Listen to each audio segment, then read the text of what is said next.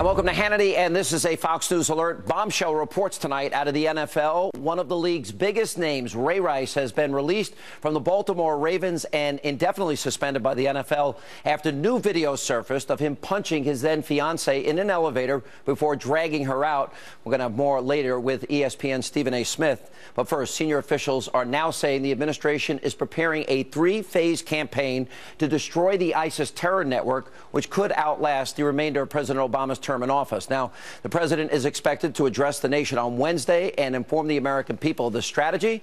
Fox's own Ed Henry is standing by at the White House tonight. He has the details. Ed, first it's no strategy, then it's degrade and destroy, and then it's, well, we need an international coalition, and then it's managing the threat, and then chase him to the gates of hell. What's going to happen on Wednesday?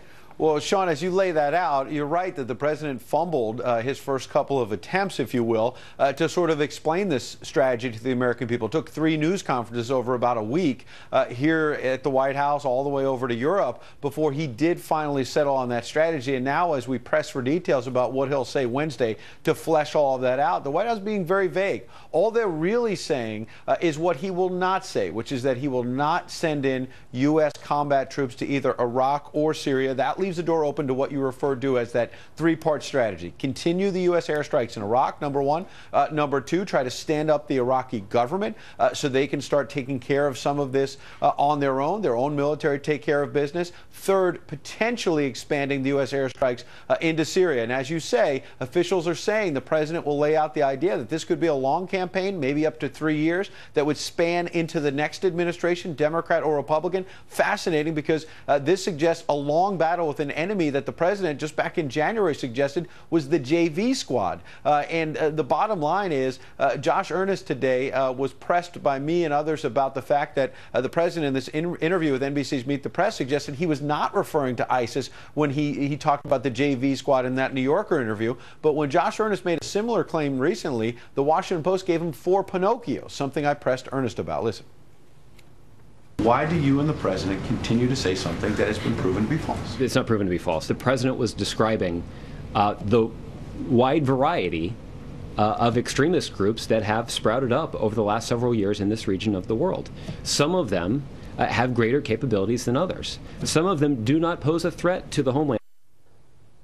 Now, PolitiFact has declared that this is false because they say they reached out to the New Yorker magazine and found out that the context was that in this January 7th interview, the president was referring in part to what had happened 4 days later, which is the Islamic State taking over the Iraqi city of Fallujah. So the bottom line is they're going to get pressed on this, and they're going to get pressed on why, if the president was dismissing them as the JV just a few months ago, he's now this week laying out what they're billing as a pretty dramatic strategy to deal with this enemy that's only grown in influence in recent months, Sean.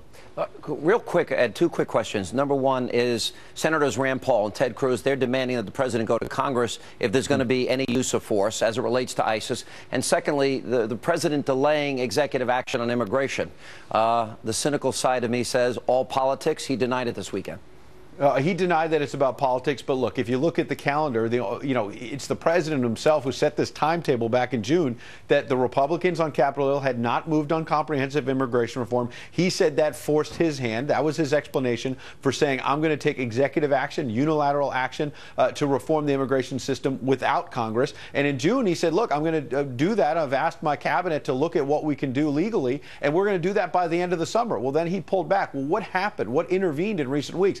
Senate Democrats came to the White House and said, look, if the president takes more unilateral action, which has inflamed the right previously, it's only going to get conservatives motivated to vote in these midterms. And the White House was concerned that they would get the blame for losing control of the Senate if, in fact, he acted now. So they're pushing it past the midterm elections. On the idea about whether they'll go to Congress, look, there's not just pressure from Republicans. Some Democrats have said, come up to Capitol Hill, get an authorization of military force. The White House is being vague about that, saying that when the president has the House and Senate Democratic and Republican Hill leaders here at the White House tomorrow, he's just going to sort of try to get what they call buy-in. They're not committing that it'll actually seek a vote for authorization of military force. So there's a debate that's still going to play out here, Sean. All right, Ed, great work today at the White House. Thank you very much. Now, it's no secret that the administration has continuously tried to play down the Benghazi terror attack that left 4 innocent Americans dead. But now my colleague and friend Greta Van Susteren is revealing how she personally was pressured by the White House to get Fox News to back down on the Benghazi coverage.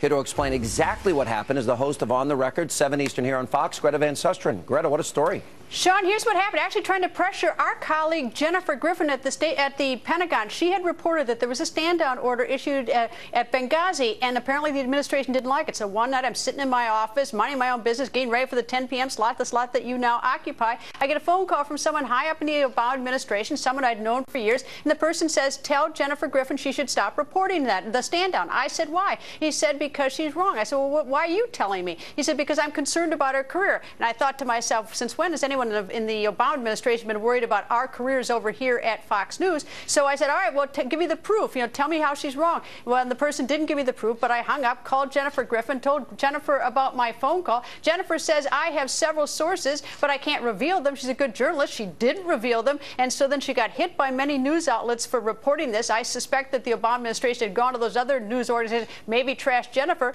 But now, lo and behold, now we've had this interview by Bret Baier, and the sources have come forward. It turns out that Jennifer Griffin was doing her job. She was going to the sources. It's just that she had to keep quiet and basically take all the criticism from others who said that she was essentially making it up. But I saw that as a little bit dirty. The Obama administration trying to get me to shut down Jennifer Griffin. And incidentally, Jennifer Griffin doesn't take marching orders from me, Sean.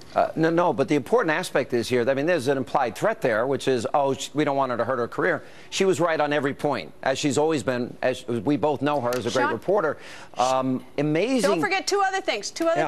The State Department had a briefing a couple days after Benghazi. Every news organization was on it, except they excluded Fox News, and the other news organizations called us. The State Department said it was an oversight. They apologized. Then about a week later, the CIA had a briefing on the Langley campus, and guess which news organization was not invited? Fox News. So, it's peculiar. The more aggressively we pursued this, the more difficult it seemed to be. We got an awful lot of pushback from the Obama administration. No, and Greta, no YouTube video, no spontaneous demonstration, and a stand-down order given. And in Bret's interview, which I thought was fabulous on Friday night, what did they say? That had they gone earlier, they believed the lives of these people would have been saved. So it took 2 years to actually talk to those people on the ground at the time that knew the truth from the beginning.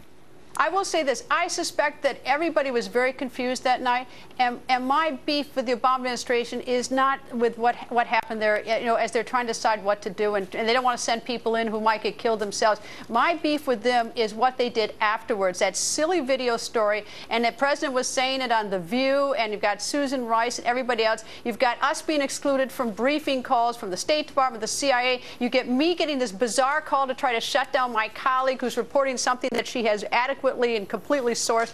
That's my promise. What they did after, why were they so insistent that we just not report on it? Yeah, Greta, thanks for coming forward. It's an important part of the story that people need to know, the pressure that administrations sometimes put on reporters. Great job. Thank you. Thank you, Sean. Now we turn our coverage back to the ISIS terror threat and what we can expect to hear from the president when he addresses the nation on Wednesday. With me to talk about that and much more, Fox News military analyst, retired four-star General Jack Keane. Jack, good to see you, sir. How are you, General?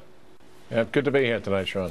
First, let me start with the comment that he made about, well, it was bad optics, giving a 3-minute talk about the beheading of James Foley and then going to play golf. I see that as different than bad optics. I see that as almost cold and callous and frankly out of touch, that he should have been in a situation room. Your reaction? Well, I'm not sure he needed to be in a situation room, but certainly following an emotional and passionate speech that he gave about the loss of life of Mr. Foley in such a horrific, barbaric fashion, and then to just rush back out on a golf course, I clearly think was inappropriate. All right. When you look at the president, we learned last week from our own Catherine Herridge that the president, in his presidential daily briefings for over a year, was given, in their words, granular details of the threat that ISIS was posing as they began to gain ground in Syria and then later in Iraq. And yet the president never acted, never asked any questions, referred to them as the JV team. Then, you know, this incoherent strategy that he said, we have no strategy. Then he talked about we're going to degrade and kill them off, basically. Then it became an international coalition. Then we'll chase them to the gates of hell. And then it became, well, we'll tell you Wednesday and we'll manage the threat. I mean, what do you make of all these mixed messages? The lack of a plan a year later, he could have prevented what happened in Iraq, couldn't he have? Well, I don't think he necessarily would have been able to prevent it, but the fact of the matter is we could have done so much better with it. From the time that the attack took place in Fallujah, and then in Mosul, we could have been hitting ISIS pretty hard, and we should have been. I'm the chairman over the Institute for the Study of War. We've been tracking ISIS for 3 years on a daily basis, and there's no secret there or no secret in the intelligence agencies about the growing menace that ISIS represented. Every 6 months, it increased in size and scale, took more territory. So clearly, that is a fact that this was well known to everyone and certainly to the White House, and I cannot imagine, you know, the President of the United States was not aware of it. Well, apparently you got the presidential daily briefing. It was there for a year. What I was suggesting, that is, if we kept our intelligence and provided it to the Iraqi troops, continued training for the Iraqi troops, we could have prevented it because we would have seen it coming. Why would anyone, though, have faith in a president that has been weak on Syria, weak on Iraq, weak on Crimea, weak on Ukraine, weak on China, weak on Iran, and weak on Hamas? Why would anyone have faith that, regardless of what he says that will contradict all his prior statements on ISIS, why would we have faith in him? Well, I think we want to have faith in our president, frankly, Sean. I mean, we only have one. And I think we're kind of rooting for this guy to get it right. I have the same problems that you have with everything you just iterated, but fact of the matter is, I'm hoping that the equivocation is over. He has stated an end state, which is to defeat ISIS. That is an appropriate goal and end state. He is putting but together. He did clarify that. He said, I need an international coalition, and, oh, we can manage the threat. So, again, incoherent. Well, no, an international coalition is appropriate. He needs an international coalition. That is something we should be doing, and we should be leading that.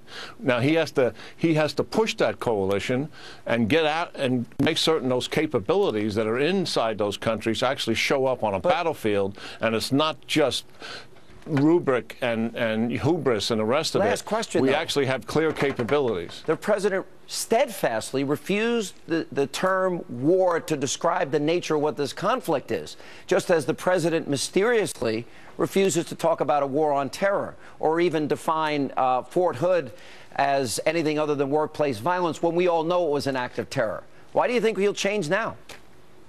I don't know. I'm mystified why he would not use the term war to describe what we're doing. We'll see how he refers to it on Wednesday. I mean, clearly, the fact of the matter is this. We are going to lead a coalition effort and conduct an air war in Iraq, to be sure, and hopefully in Syria as well. All right. That is a war. The fighter pilots who are conducting that, as well as ISIS, who's on the receiving end of it, certainly know it is a war. We are also going to provide support for a ground war in Iraq and also in Syria. Now, we're not leading that effort, but we're supporting that effort, and we're going to find ourselves supporting it considerably more than what we are currently doing. Too little, too late, General, at this point, but we've got to deal with it. You're right. Appreciate you being with us. And coming up on this very busy news night tonight, right here on Hannity. There was no credible information on September 10th, 2001, that al-Qaeda was going to hit us. A chilling warning that the threat of ISIS and what it poses to our homeland. Pat Buchanan, he'll weigh in next. Plus,